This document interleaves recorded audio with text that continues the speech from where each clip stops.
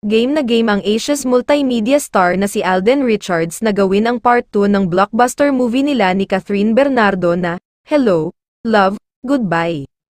Sa katunayan, handang ipakancel ng kapuso leading man at award-winning actor ang ilan sa mga proyektong nakatakda niyang gawin next year para lamang sa sequel ng makasaysayang pelikula nila ni Catherine. Matatandaang matagal nang hinihirit ng fans ang sequel ng nasabing pelikula at ngayong single na si Catherine na lalong lumalakas ang panawagan na ituloy ito.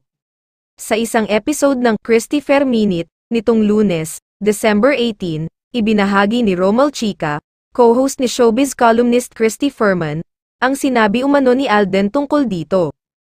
Ayon kay Romel, handa umanong i-cancel ni Alden ang lahat ng trabaho nito agad-agad kung sakali mang tawagan siya para gawin ang sequel ng nasabing pelikula.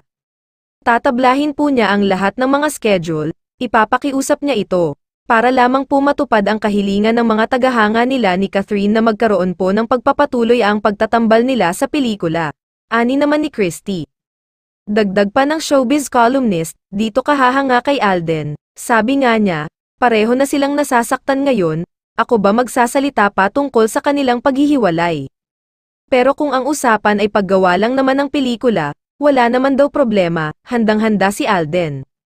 Matatandaan kasing hininga ng pahayag si Alden kaugnay sa nangyaring hiwalayan sa pagitan ni Catherine at sa ex-jowa nitong si Daniel Padilla. Sa katunayan, matapos ang breakup ng dalawa, maraming fans ang nag-ship sa kanila sa isa't isa dahil bagay umano sila. May mga umintriga pa nga na nililigawan na umano ni Alden si Catherine pero pinabulaanan ito ni Christy sa isang episode ng kanyang show.